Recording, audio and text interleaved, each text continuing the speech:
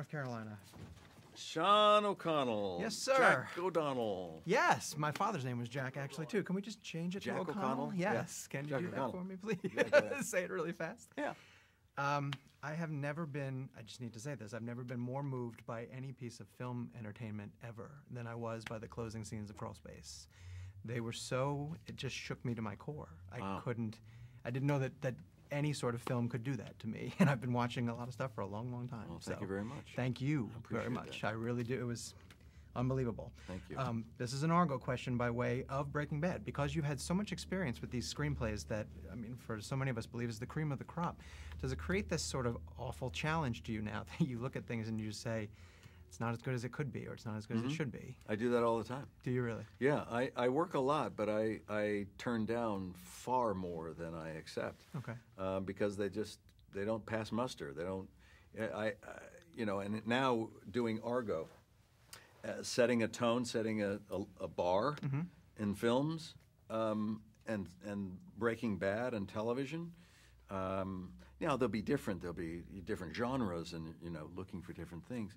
And you can never know for sure how something's going to turn out. Sure, of course. But the only thing you can govern as an actor is identifying well-written material and gravitating toward that. Okay.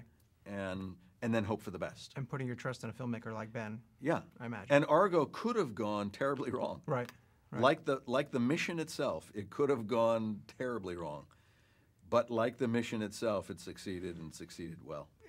That's interesting. Could you tell me something that you guys kept maybe going back to on the set to say, let's not do too much of this, or let's make sure that we're emphasizing this to make sure that it didn't go wrong? That's all in Ben's head. Okay. And in the discussions that he's had with the producers and with us, and that happens early on. So in essence, the director starts directing before the cameras start rolling. Okay.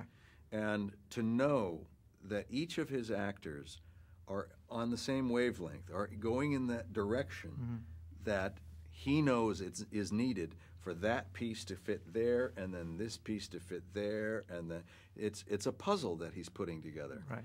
And he has to understand the exact shapes and what's going to lock in. And you hope that on a day-to-day basis, everything fits. Yeah, everything fits. Everything fits. There are all these references, and Ben talks about it too, about the influence of the 70s films and 70s filmmaking. And we point to things like mood and tone. And but from an acting standpoint, if you go back and look at those films, how has acting changed, or has it even changed from what they were able to do back then, and maybe even what they trust their audience to believe nowadays? Is there anything you can point to that says that this is different from what they were doing back then?